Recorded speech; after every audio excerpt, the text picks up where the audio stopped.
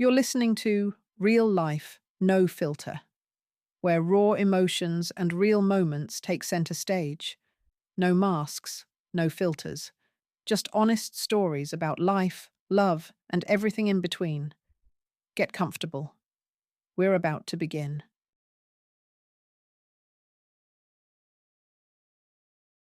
Matthew and Anastasia's silver wedding fell on a Wednesday. The restaurant was full of gifts, flowers, and guests. Initially, they had only wanted to gather their closest friends and family, but the list still ended up with almost 30 people. Anastasia twirled in front of the mirror in her new fashionable dress, admiring her reflection. She looked very good, and you could hardly have guessed her age was over 35. Youthful, slender, with impeccable taste in clothes, she knew how to present herself with dignity, a true find for a successful businessman and loving husband. Never mind that Matthew, with his perpetual busyness, had long stopped going to the gym and pool with her. He had put on weight, become more relaxed in his movements and speech. But for her, he remained sweet, dear, beloved, her one and only. She had almost forgotten the last time they had gone out for dinner or to the theatre together. Her husband would just joke, explaining his workload. Money is business, Anna, and idle time flew out the window long ago. When do I have time to wander idly? You go have fun for me, my friend. Tear it up at the bar. Show off your outfit in the theatre lobby. He said she was a free spirit, while he was a slave to his work schedule. Matthew was absorbed in his work. Anastasia, on the other hand, combined a passion for two things: drawing and flowers. Her creativity, whether on paper or in the ground, was always dedicated to flowering plants. For this reason, she often worked in tandem with her friend Leo. Leocadia was passionate about the stone and wood foundations of beauty in country spaces. Anastasia would add tenderness and life to them.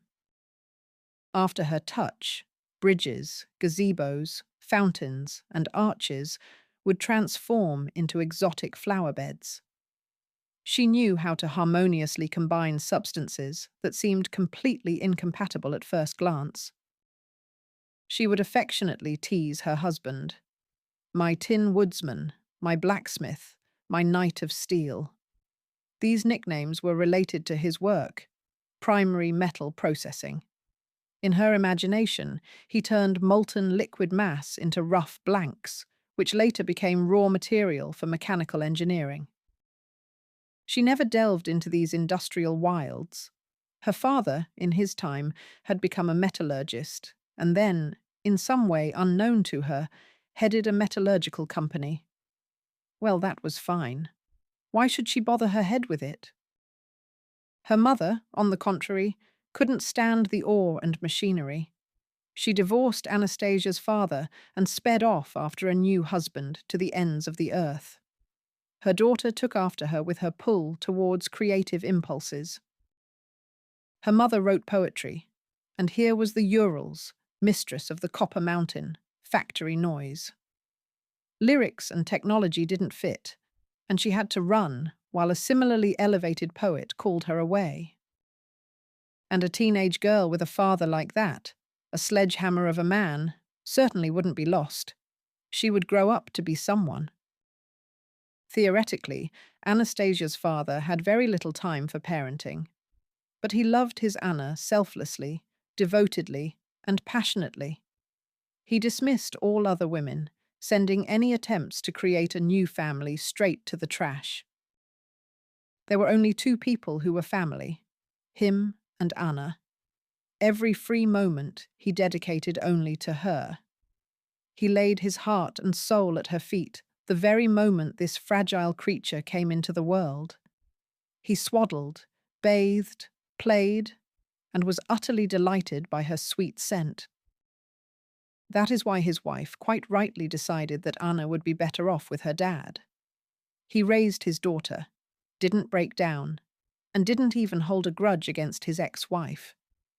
He was glad she showed her true nature earlier rather than in old age, when the principle of in sickness and in health is tested.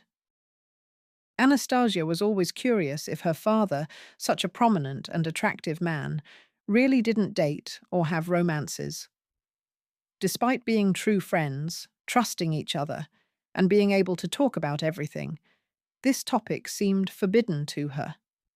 There were never any external signs of secret affairs. If you were to describe Anastasia's life before marriage in one word, prosperous would be the most fitting. It was well-fed, interesting, and very heartfelt. The girl never felt deficient, growing up in a single-parent family, without an older female relative as a friend. Her father was everything to her, her universe. Encouraging her interest in drawing as she grew older, he bought a dacha plot. There, his daughter experimented to her heart's content with lawns, flower beds, and flowers, while he thought, let her amuse herself. It's a perfectly beautiful and not foolish occupation for a woman.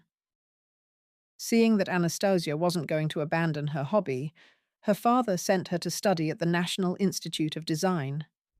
Before that, he sat her down with his best specialists at a computer, making her learn how to use special programs for developing design projects. This skill not only proved seriously useful to Anna in her studies, but also got her married. In the beginning, Anastasia was just getting settled. She and her father hadn't rented her an apartment yet, and she lived in the institute dormitory for a while.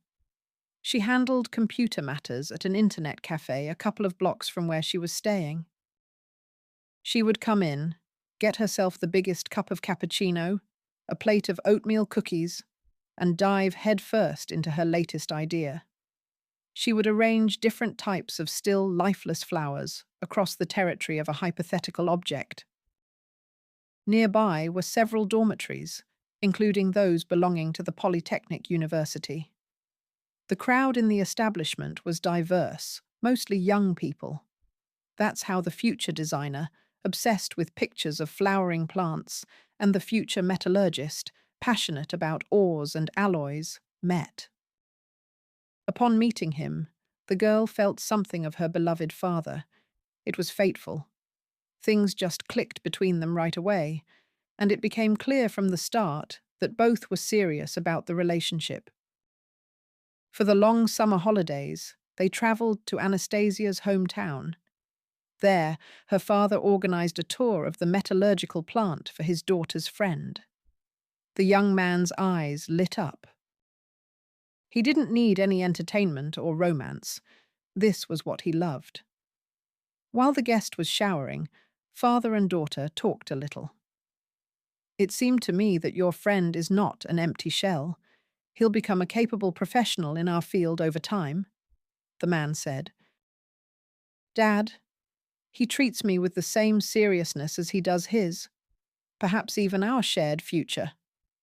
I'm pregnant, Anastasia confessed.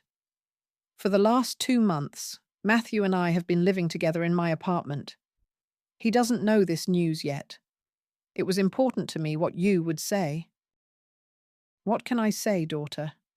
I wouldn't want my grandson or granddaughter to grow up in a single-parent family as you did, her father replied. You shouldn't delay the conversation with Matthew. The fact that you are both only 19 is not bad. You will still be quite young when your child is on their feet. You'll have time to be with them and to live your own lives when they grow up. For now, I will help you both materially and spiritually, he continued. I will support all your endeavors in Moscow so that you can both continue your studies. I will hire household help for you, a nanny for the baby and a housekeeper. Just don't do anything foolish. Don't even think about postponing the baby's birth for the future. It's risky for your health, and it will become too serious a test for your relationship. Matthew was over the moon with happiness when he learned that his beloved was expecting. People have different destinies and love stories. For Anastasia and Matthew, everything was so smooth, comfortable, and heartfelt from the very beginning that you could include them in a textbook of family idols. Things worked out wonderfully for them. They had been together for 25 years, and they were only 45 themselves. Hardly. They had managed everything, walking hand in hand through such a varied, colourful, very happy life, raising 2 sons to almost adulthood. People usually say about such couples, they are 2 halves of a whole.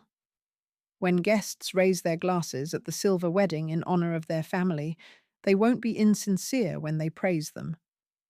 Anastasia twirled a little more in front of the mirror, smiling at herself. Beautiful, unadorned, beautiful, and her mat was just what she needed. She grew sad. How regrettable that her father hadn't lived to see this solemn date. He would have been happy for her and Matthew, for their sons. Though the boys weren't exactly rushing to get married. They always offered arguments in their defense. Mum, Dad, we just haven't met our halves yet. Not like you, where everything is so perfect, without any catches. They asked them not to grumble that the parents wouldn't live to see grandchildren, assuring them that everything takes time.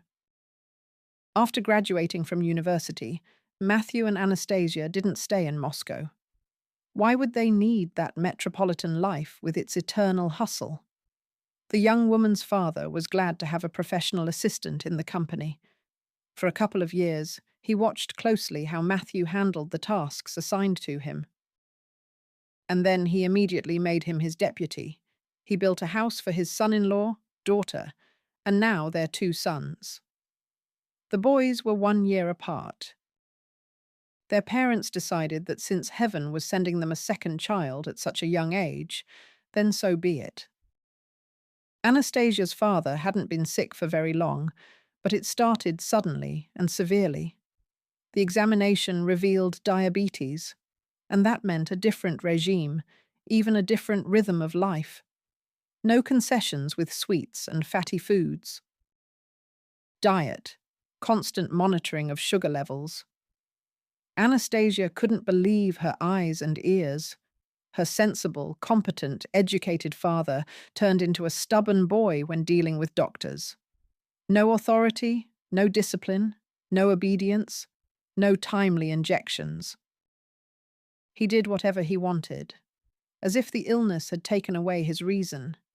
As if in punishment for all these protests, the illness clung to him with a death grip.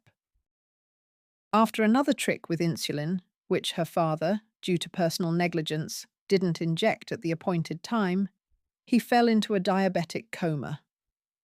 He was alone at home. By the time Anastasia rushed over to find out why he wasn't answering the phone, valuable time had been seriously lost. Neither money, nor Matthew's connections in medical circles, nor Anastasia's frantic efforts around the doctors could save the head of the metallurgical company. Vital bodily functions could not be restored. At the moment of her father's passing, the woman felt like her life had ended. But next to her was her Matthew, her hope, her support, her rock. She survived, learned to smile and enjoy life again. Now they stood with her friend Leo in the ladies' room of the restaurant, having come for the silver wedding anniversary. Leo joked, "Anna, everyone else here is just people. But you and I are so beautiful. You look stunning in that dress. The turquoise colour goes amazingly with your brown eyes." Who would have thought that such a combination of 2 shades was possible? And that dumpling Ronnie in the pink suit really overdid it. The fabric is great, the base is good, but in that suit, she looks like a pig. The 2 women were now completely powdered and made up. Yes, I witnessed a strange little scene from some incomprehensible play, Leo suddenly said. The banquet had been going on for a couple of hours, just as the first big smoke break was announced. Your husband immediately darted off to the side, into a niche, while everyone else started dispersing from the table. "My bag is right there," on the windowsill. I reached into it for lipstick and unintentionally overheard a snippet. With you? You know the reason? At that moment, his gaze fell on me. He broke off mid-sentence, then finished in a businesslike tone. We'll resolve all the document issues with you tomorrow. I have to go. Leocadia was silent for a second, then added, Somehow, this strange dialogue overall smells very strongly of an affair, Anna. Or am I a two-humped camel? She laughed artificially, but it was clear that this conversation with Anastasia was difficult for her. Finally, she added, However, we are all under the influence of wine fumes here right now. Take a closer look at your beloved, Anastasia. Perhaps my story is just a figment of my sick imagination, a woman who has long stopped believing in great and bright love. After 3 divorces, I've stopped being an optimist in this area of human relations. This didn't pass without consequence for Anastasia. She became wary, turning completely into a keen gaze and sharp hearing. Before, she and Matthew had always trusted each other implicitly, carefully respecting each other's personal space boundaries. It had never occurred to them to rummage through their partner's phone or peek into their personal computer. Not even the glove compartment of the car. It was a taboo they hadn't even agreed upon. The rule had formed on its own and thrived. Nonsense. She imagined it all. Anastasia tried to convince herself. Matthew didn't say the word baby. My friend misheard. He never used all those diminutive pet names like Sweetie, Baby, Crumb at home. He lovingly called her my Anna Pie. It wasn't that they were both against funny cutie pies or sweet bunnies. It just hadn't stuck between them from the beginning. At home, Matthew behaved impeccably. If he was just playing the role of an exemplary husband, while not actually being one, he would have definitely received an Oscar statuette from the Hollywood Academy. After the noisy anniversary party, he fully returned to work. He would come home late at night. But he had had such a schedule for the past 10 years. Could he have been cheating all this time and leading her on?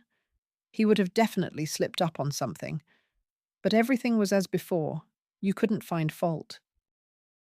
She thought about how the flora would behave after planting. Anastasia hadn't even suspected until now that the seeds of doubt also grow actively. The worm inside wasn't wriggling in manure. It was tormenting her. She fought with herself, asking her patience. Will I dare to look into my husband's phone? Or is it better not to open this Pandora's box? Her intuition was silent, unwilling to answer her questions.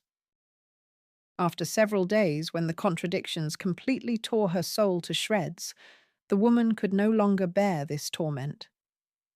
Late at night, she pulled his phone from under his pillow and locked herself in the bathroom. Let come what may. Even if he wakes up, what's meant to be, will be. Matthew's contact list was extensive. Anastasia scrolled through it, peering at the names and faces in the avatars. She knew almost all these people well, or at least casually. Except for someone's initials, LVN, instead of a picture in the small window, and a photo of an orchid. Anastasia was a highly skilled specialist in her field. She would never have mistaken this flower for anything else. She pressed the call button mechanically. At that moment, even a dozen strong men couldn't have restrained the impulse of her eager fingers. Her nerves were at their limit.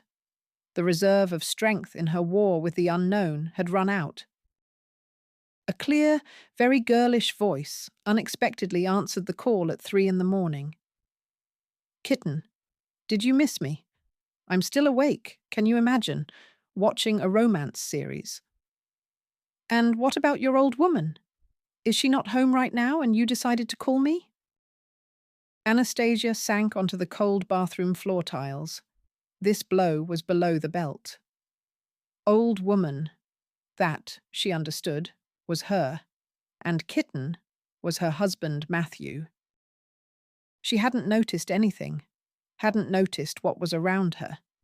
But the family boat, it turned out, had already developed a deep crack. On one side, this crack was smoothed by her naivety, believing the world was nobly arranged. On the other side, by her trust in the person closest to her. She looked around the spacious room. Black spots swam before her eyes. A minute ago, her reliable universe had collapsed. There was no need now to put on a brave face, wet with tears, trying to wash away the traces of bitter betrayal.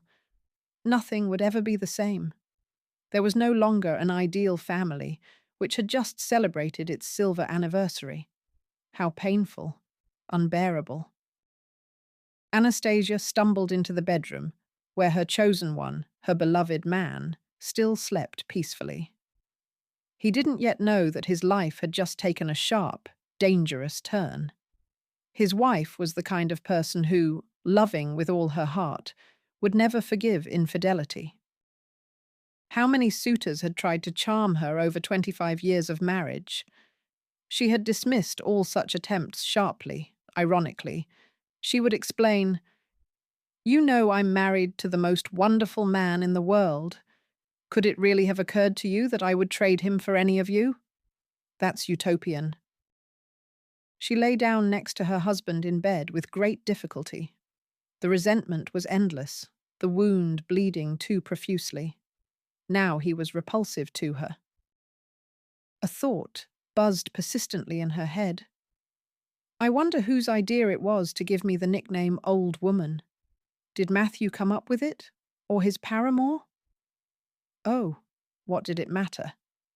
She didn't know how old the owner of that clear voice was. Her husband surely hadn't found this clearly young treasure in kindergarten.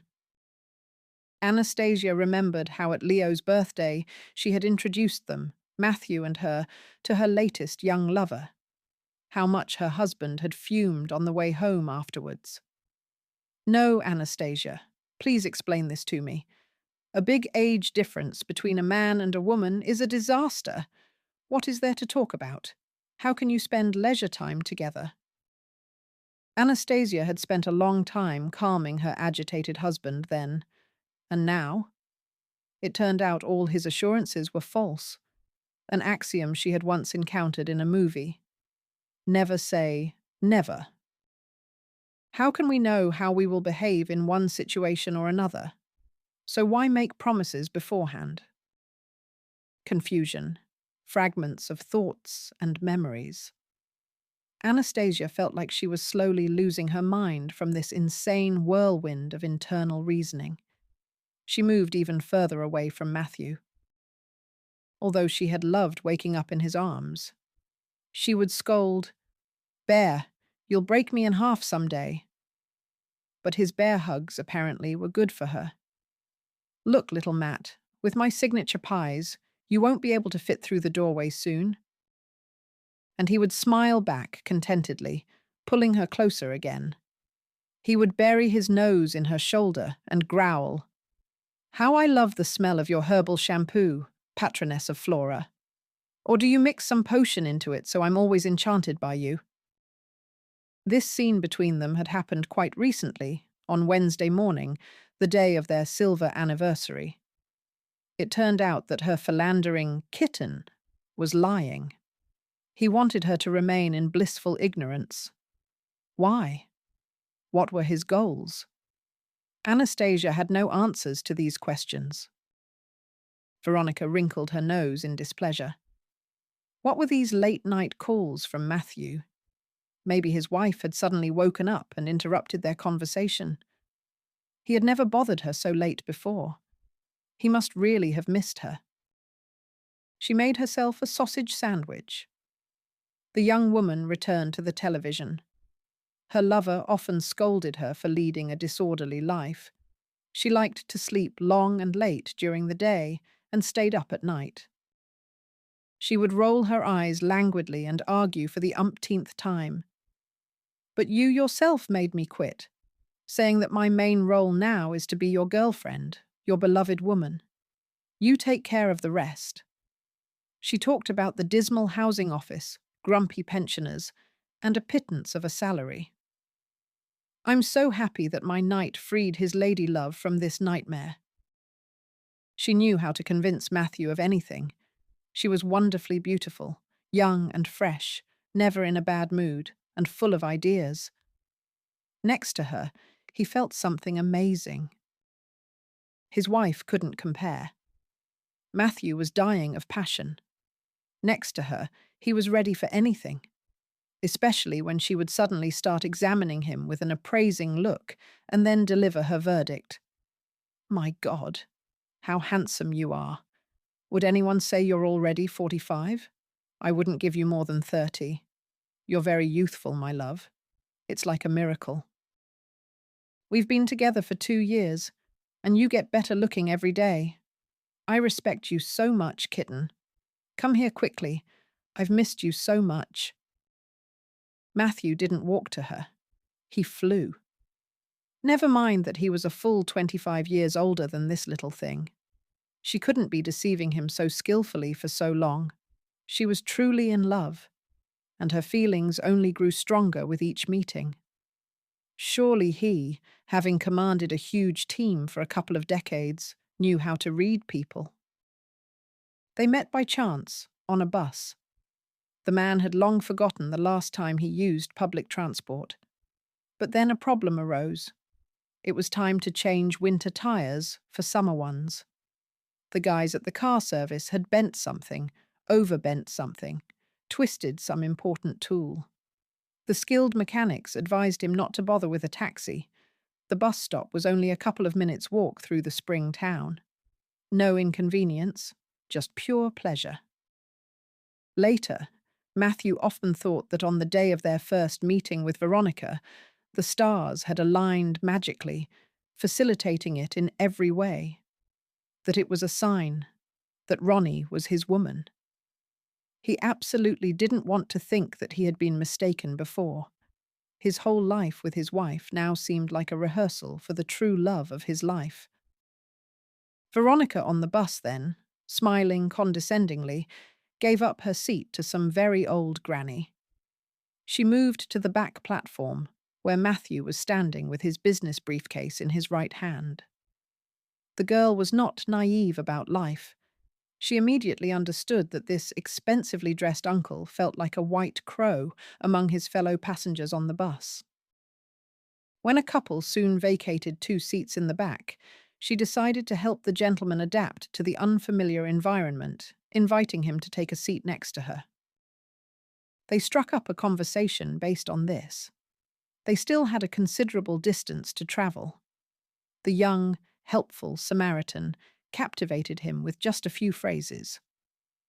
You don't feel very comfortable on this bus, do you? It's written all over your face that you deserve only a comfortable seat in a luxury car. And what else is written on my face, young lady? Matthew laughed at her compliment. The age difference between us isn't that big, the girl parried.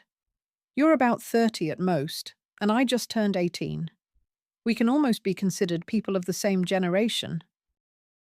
Now, Matthew wasn't exactly an idiot, but this lie, stitched together with white threads, struck his male heart dead. Dusk had already completely fallen outside the bus windows when his back seat neighbour got ready to get off. He asked to walk her to the dormitory. Veronica was learning the intricacies of working in housing and communal services at a training centre.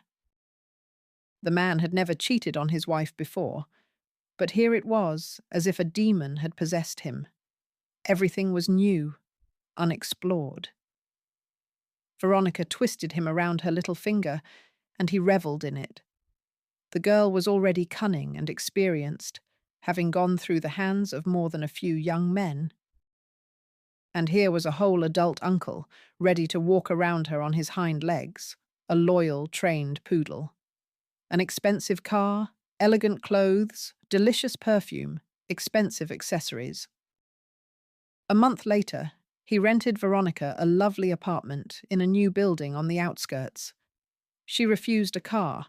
She was too lazy to learn traffic rules and get a license. Matthew visited his princess often, every other day.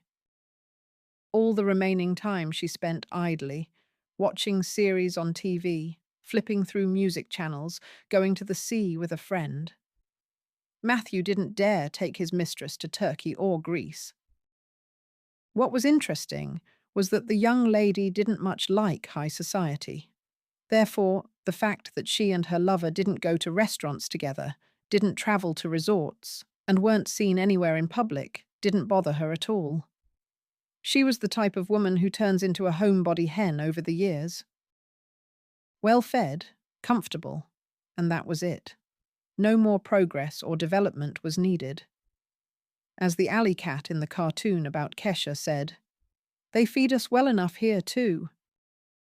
So, for almost 2 years, Veronica lived like a lord, content with everything. But, as is often the case, life always throws in some suddenly. This happened again this time. Her mother came to visit, and how she started lecturing her daughter about life. "You say they've been married for almost 25 years and have sons. Maybe you should switch to someone younger. Why do you need this daddy lover?" "Mom, what are you saying? Matthew is so sweet and so obedient. He fulfills all my wishes. I even set aside money for you, to help you out." She added that his sons were still unfledged chicks, and she had always preferred older men. Her mother laughed. "Next, you'll say you love him madly." Veronica thought for a moment. "I don't love him, but he's not repulsive either. I could live with him for a long time and have no worries." Hearing such a conclusion, her mother immediately summarized. "Then get to work. Separate him from his wife forever. You want to dip your little hand into his family's feeding trough, don't you? Then act, Veronica."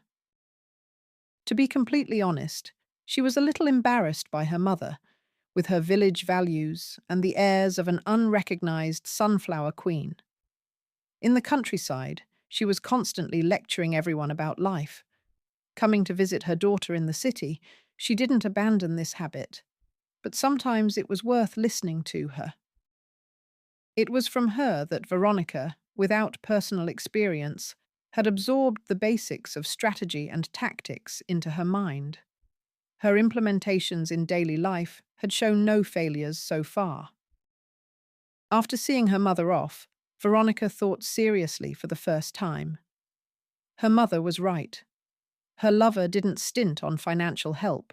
That was a fact. The fact that he wasn't constantly around, she actually liked.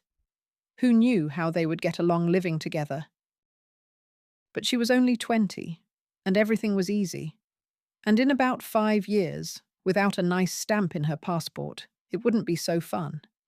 Again, she, Veronica, loved children very much. Saw her future definitely in the company of a couple of cute little toddlers who would trot alongside her and look up to her like a deity. She considered a family without children incomplete, and Matthew's time was running out. He still had to raise their children. So, no matter how you looked at it, it was time to change the balance of power. Matthew's children didn't count for now. She needed to catch her unfortunate lover in a net, replace the fishing rod with a love hook with a reliable official net. She began conversations with the man on this topic the very next day. His reaction stunned her. He unconditionally agreed to leave his wife. He assured her that his share of the jointly acquired property would be quite enough for them to live comfortably with his bird of paradise, Bullet, beloved girl. Veronica pouted indignantly, started whining that he could try harder for her, come up with something clever. She wanted their income after the divorce to be substantial. Hadn't he slaved away for the company for so many years for nothing? What else could they get their hands on here? That day, Matthew returned home in some confusion. He still didn't doubt for a moment that Veronica was the woman of his life, his prize, and his male good fortune. but he had never pocketed anything before. Veronica insisted that they pluck the company's finances for their own benefit. By morning, a relatively easy plan for siphoning money from the company had been devised. The company's executive director was ready to implement it to secure happiness for his beloved. Time was running out.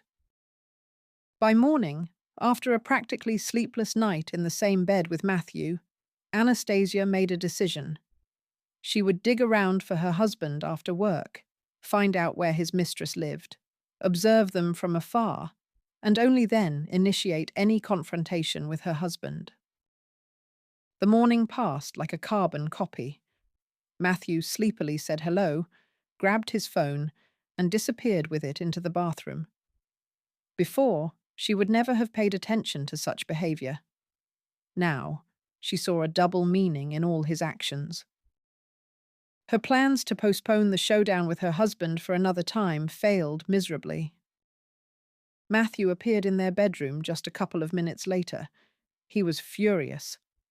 "Anastasia, I don't understand. Did you take my phone last night and look through it?" She had no moral strength to enter the already inevitable conflict, but she knew how to take a hit. "I did. Moreover, I called one of the numbers in your contact list from it. It's listed as LVN. Would you care to decipher that abbreviation?" They almost never quarreled, living outwardly soul to soul. Both were now flustered, both choosing their words. Then Matthew decided, "Anastasia, this had to happen sometime. You can't hide an awl in a sack. I fell in love with someone else." "Wife, neither of us is to blame for this. I can't help it. My passion for her is stronger than me. She is hotter than everything we had. Believe me, I didn't want to hurt you." The woman was silent. What to answer? Make a scene? Shout? Beg him to stay with her and leave the other woman? It was absurd. She didn't know what to say in response. Inside, there was such emptiness, as if her heart had been taken out and trampled before her eyes. Only yesterday they were listening to beautiful toasts in their honor, and today the old woman and the kitten found themselves on opposite banks of the river called life. Anastasia cleared her throat. For some reason, she desperately wanted to ask this specific question. "Why does this friend of yours call me old woman?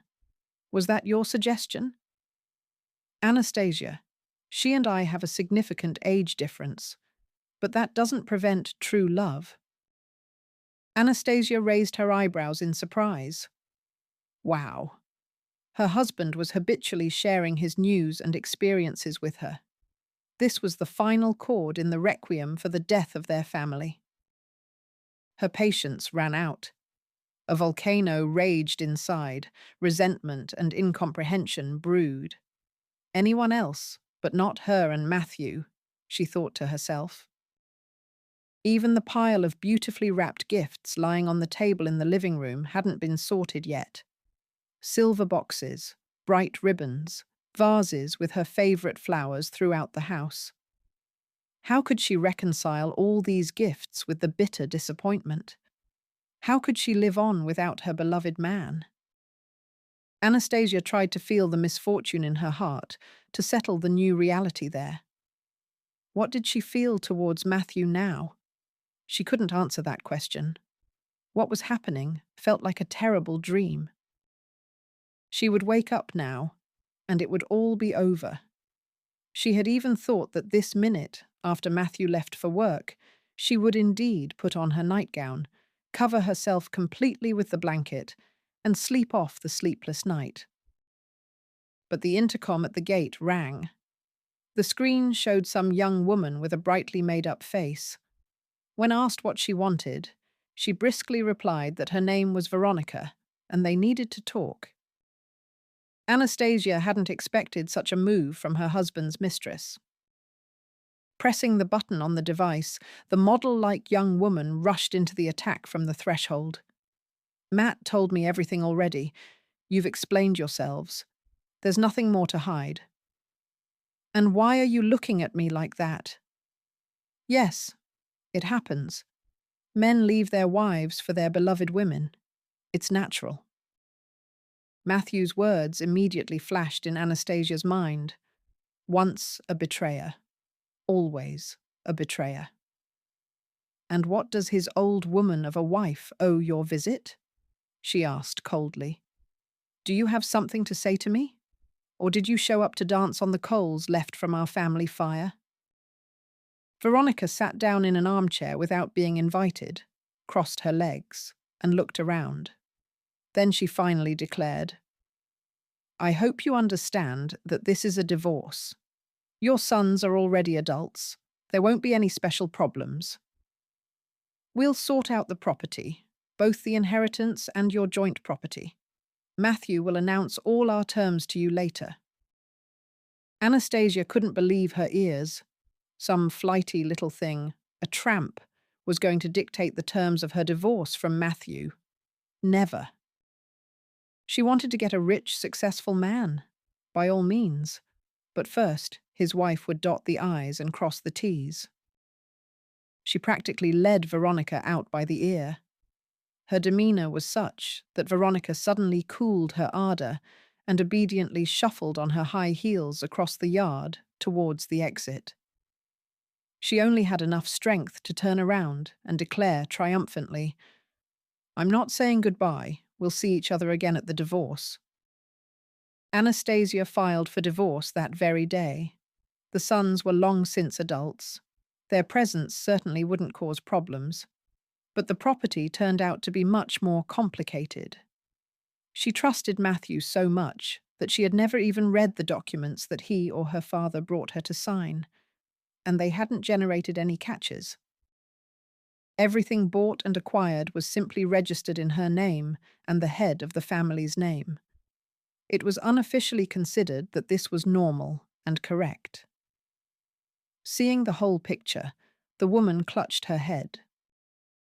She had never been a businesswoman, but here, everything seemed to be multiplying. She didn't delve into the details.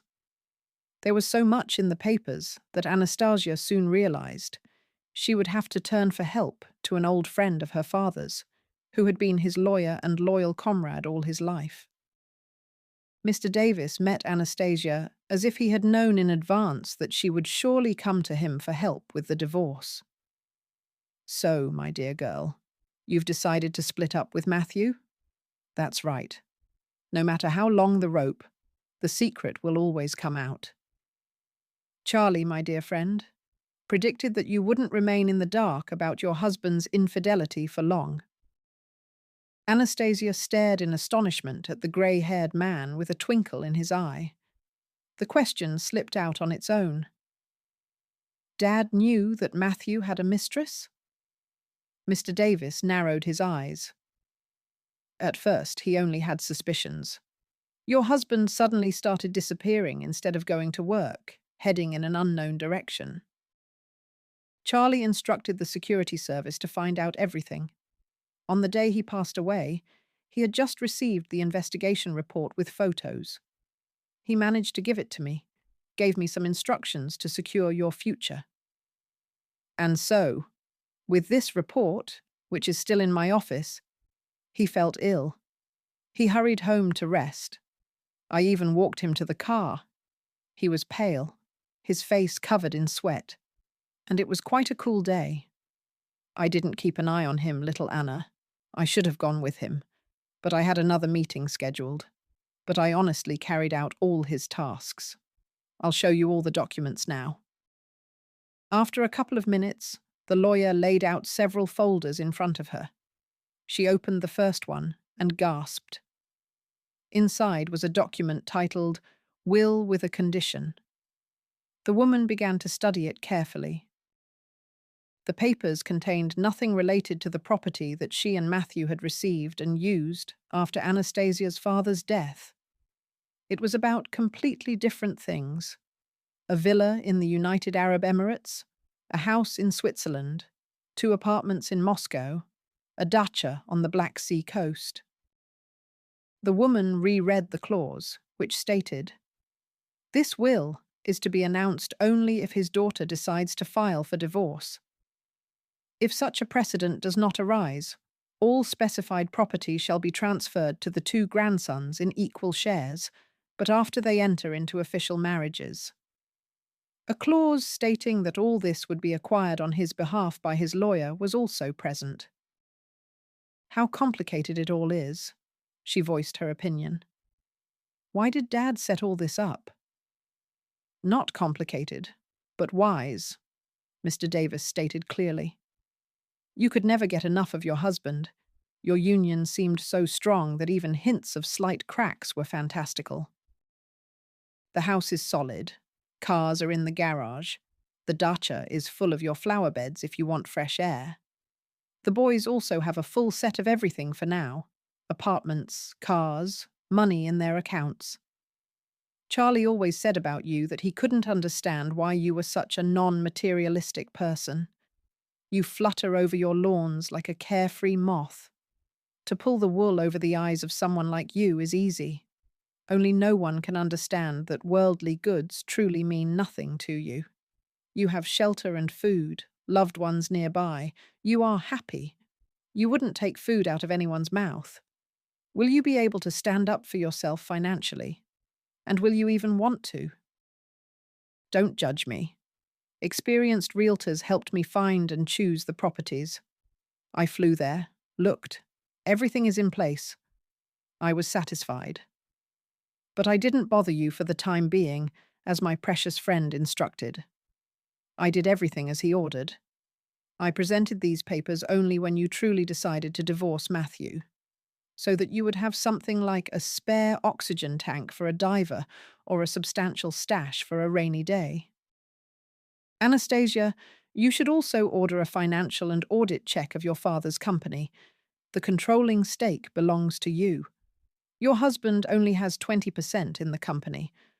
All these young mistresses, they are predators.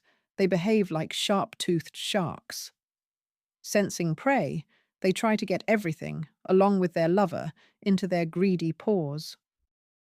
After the divorce, it would be good to find out the true state of affairs in the metallurgical enterprise overseen by your beloved Matthew. It's unlikely to be resolved without a court case. It was already clear that Anastasia's husband and his mistress would fight for every penny and every inch of land if it concerned real estate. As the French say, in war as in war. Anastasia was ready for any battle. She even stopped whining inside. Something in her seemed to freeze like a piece of ice that could no longer be melted. If someone had told Matthew that for beautiful eyes, he would undermine the firm he had given over 20 years to, both from within and without, he would have spat in that person's face. But Veronica had gone wild. She wouldn't let him near her, wouldn't give sweet compliments if he reported that some process was delayed. He would never have reported to a woman before, but Veronica was his everything. Without her near him, he breathed differently. He didn't live. He only waited for their next meeting.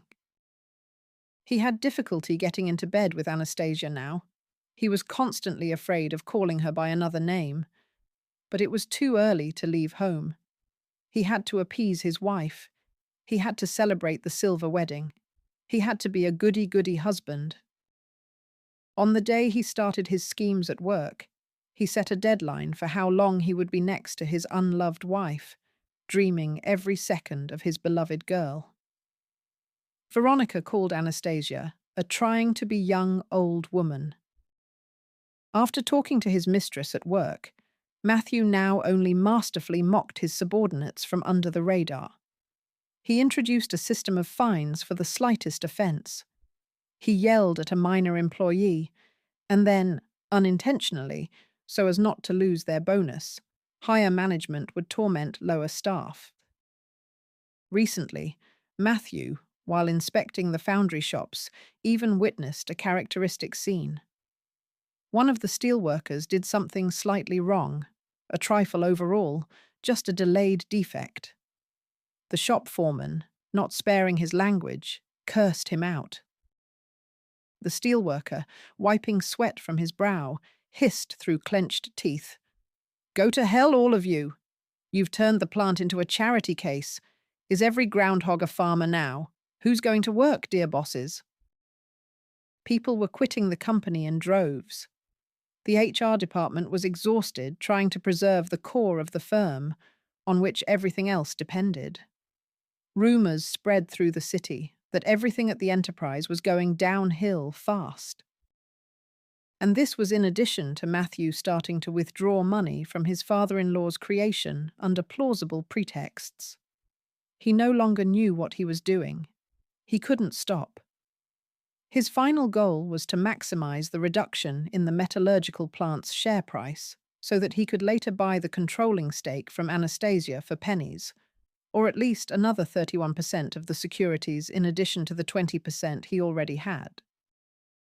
Matthew soberly understood that after the anticipated divorce, his share of the jointly acquired property wouldn't be that large. And he wasn't entirely a scoundrel. He would share with his sons, whom he sincerely loved, and ensure their secure future. What would be left for Veronica's greedy ambitions was almost nothing, dust. But owning the plant, deciding the fate of the profit generated from it, that was a different matter. He could quickly restore the damage he had inflicted on production and would again be at the helm of a major industry giant. Anastasia, at that moment, still extremely far from the realities of metallurgy, was poring over another project. She sat at the computer for hours with Leocadia, arranging flowers and greenery next to her friend's stone installations just right. It didn't occur to her to be interested in her father's company affairs. It was enough that Matthew almost lived at work. She was a gentlewoman. It was better to ponder the composition of flowers and bushes. Then came the pleasant preparations for the silver anniversary, the fuss, the trips to shops and beauty salons. Did she think then that she was moving towards the end of their happy marriage with 7 league strides? No, of course not. After visiting the lawyer, Anastasia was again in turmoil. She linked her father's death and her husband's behavior that pushed her towards the breakup. The sin of her loved one with the sudden death. She blamed herself that with her creative impulses, she wasn't observant, didn't notice the obvious.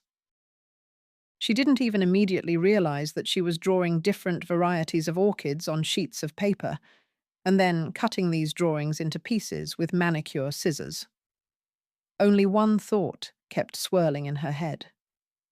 I will never use this type of flower in my design projects again.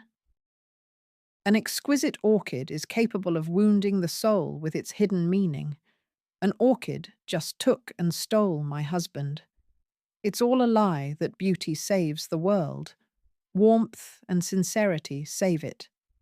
No one will be able to shake me on this. By the evening of the day, the family boat of Matthew and Anastasia capsized. Both understood that they could not stay under the same roof. Anastasia wandered through the huge house, thinking that she wouldn't be able to live here after the divorce. It was too painful to look around. Just the collection of family photos in beautiful frames everywhere was enough. Her eyes kept landing on the pictures as if on purpose, but she had no desire to smash or break them. They were a part of her sons.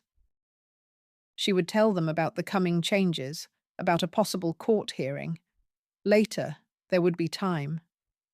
She feared their sharp reaction, their judgment, that they would label their father a scoundrel and her, perhaps incompetent, unable to keep her beloved man by her side. She flipped through the pages of the past. Again. Where was her mistake? A fatal coincidence of circumstances, or was everything fatally predetermined? Anastasia thought of her father with warmth once again. How upset he would be now, knowing about the inevitability of her separation from her husband. He seemed to respect Matthew, or did he just pretend to make her happy? Anastasia snapped back to reality.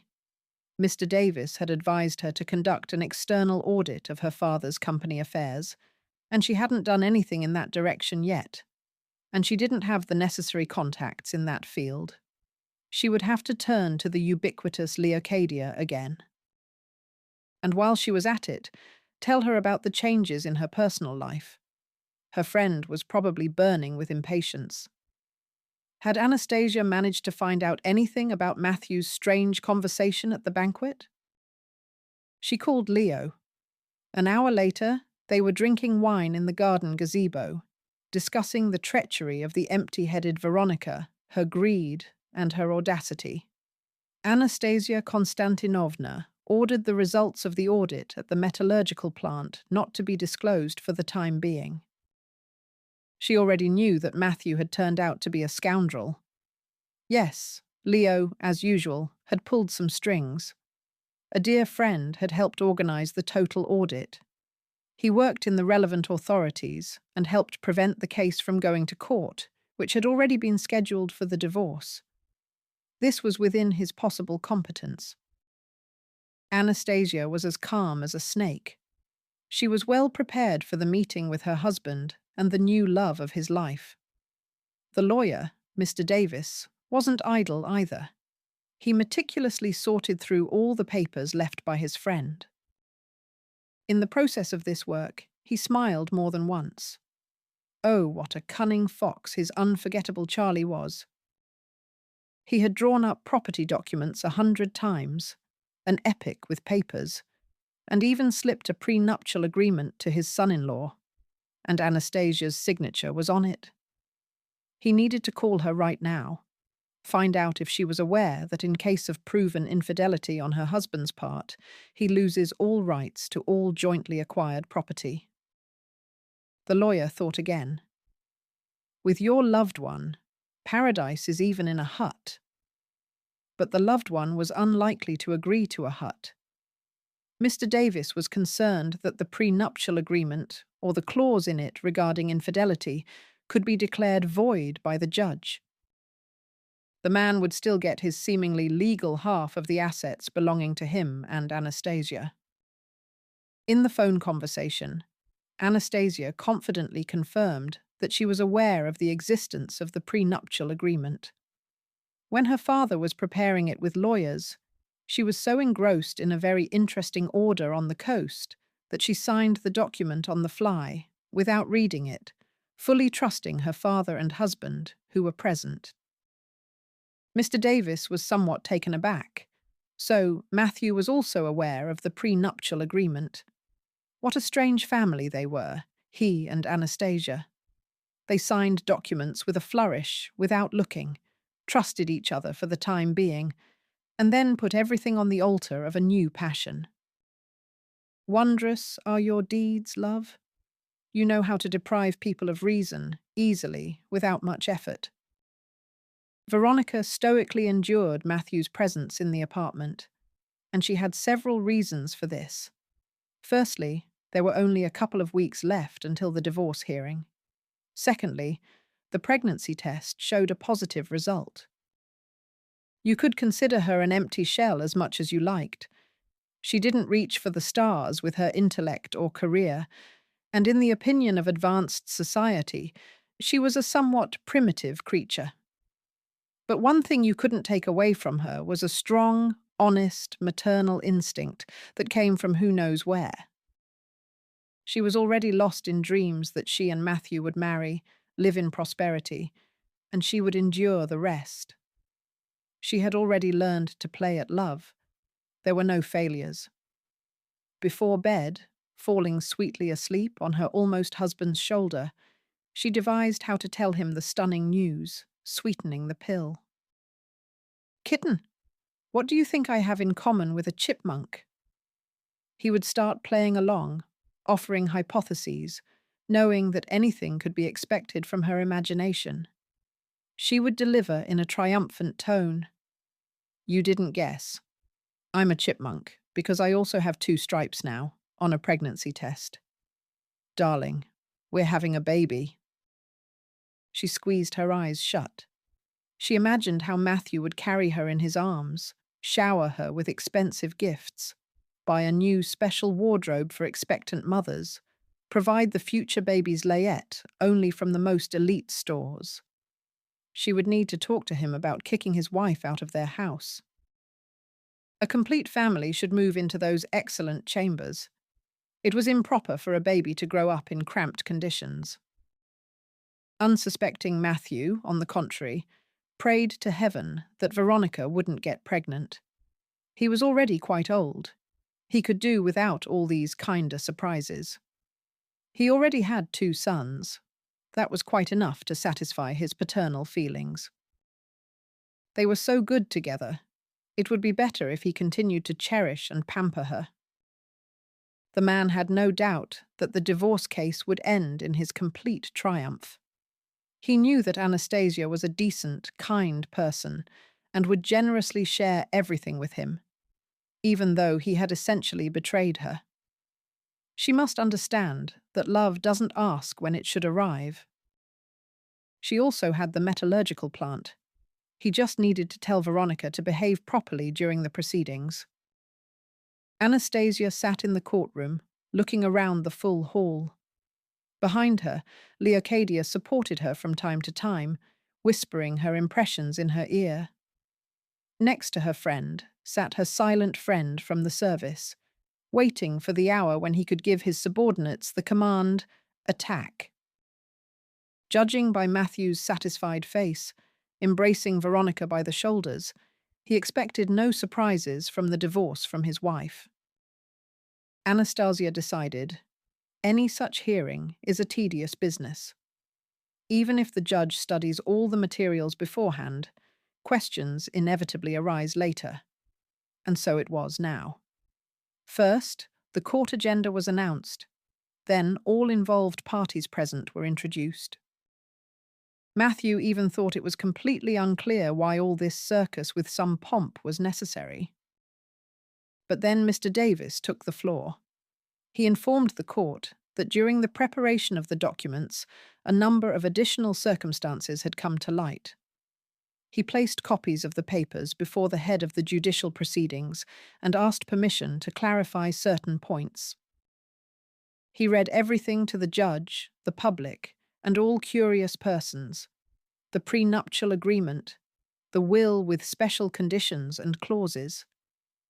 At the end of his speech, he added that there were further questions regarding Matthew from the competent authorities after a conducted secret financial audit. At these words, the judge nodded understandingly. The ground gave way under Matthew's feet.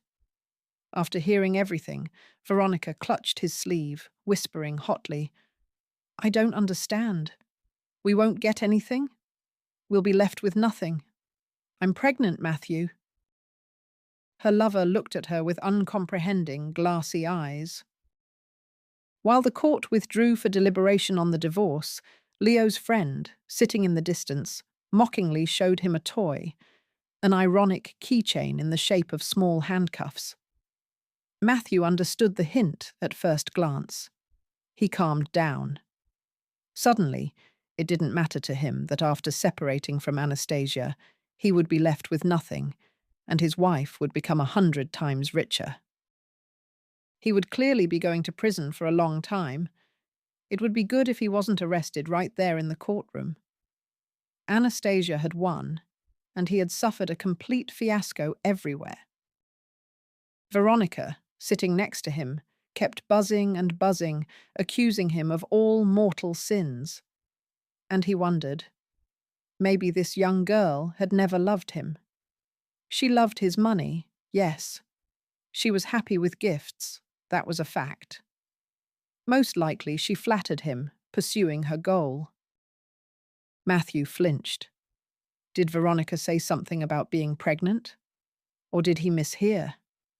That was all he needed right now. To be left without money, even for diapers. And would she even wait for him for several years? He looked back at his princess, whose heart was admiring the manicure she'd had done especially for court yesterday. Amazing carelessness and the habit of him taking care of everything. Had she already forgotten everything she had just heard? Did she think the judge would announce her decision now? Everything would fall into place, and she would leave the courtroom a rich young lady? Matthew barely listened to what the judge was reading to the room, and primarily to him and Anastasia. He only understood that after the divorce and property division, he would indeed be left with practically nothing. Veronica remained in speechless infancy. She understood that this wasn't even a court decision. It was a verdict on all her hopes. Only one thought was pounding in Veronica's head now. No matter how things turn out, I won't get rid of the baby now. Even if Matthew has big problems, I can and will do everything myself for the future baby. She didn't voice her intentions aloud. Yes, perhaps no one, seeing her pretty face and shapely figure, would have thought she took the topic of motherhood so seriously. Sometimes emptiness only seems empty. Anastasia left the courtroom satisfied. She already knew that Matthew would be arrested tomorrow on charges of large-scale fraud. Did she feel sorry for him and Veronica? It was strange, but she did. Anastasia was not a vengeful person. She just wanted justice. Even her heart had stopped hurting so much. She wanted to return to her design sketches, drown herself in flowers, forget. But not to seek revenge anymore. For a second, it even seemed to her that the statue of Themis, standing in the corner, had suddenly removed her blindfold and winked at her, approving of her thoughts.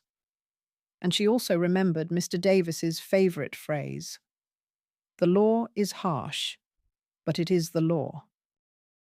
Anastasia and Leo sat in the garden, sipping red wine, chatting. On the lawn nearby, their grown-up grandchildren were bustling in the grass. Leo, as was her custom, grumbled, "Anna, I understand, of course, that your dacha by the sea is huge and you're bored there alone. I approve of you taking the grandchildren here for the whole summer. But why are you bringing Veronica's daughter to visit too? That's starting to smell like absurdity." Anastasia looked up at her friend, narrowed her eyes, and adjusted the fabric headband on her head. "Leo, Veronica is now a mother and a wife to Matthew. She travels to visit him in prison, sends packages, brings supplies. I didn't think all this would surprise me so much. It won't cost me anything. My sons and their families live in complete prosperity. What more could you wish for, Leo, from this life? Everything turned out as it did. It's just a pity that Matthew decided to show his character. He was rude, insolent to the authorities in the colony, to miss the chance for parole. Sometimes I think I didn't know my husband well. I was always flying under creative clouds, and he was treading the sinful earth. Veronica was able to see, to recognize something else in him. Not a duck. Look, she gave birth to his child. She's studying extramurally at the institute. She'll get her diploma soon and wait for Matthew's return. I'm sure of it." Leo conspiratorially hooted, "Well, friend, the court is clear. Okay, I won't tease you and ask about that gentleman circling the fence yesterday. It seems to me that he is your new dear friend. I approve 100%. A very imposing man. And, as it seemed to me from his attire, also one of us, from the creative types." Anastasia immediately threw a peach pit at her curious friend. "My life here has started to acquire a new meaning. I don't want to scare it away, so I'm not telling you yet. I promise. You will be the first one to wish me luck with a new man. Let happiness settle near me again."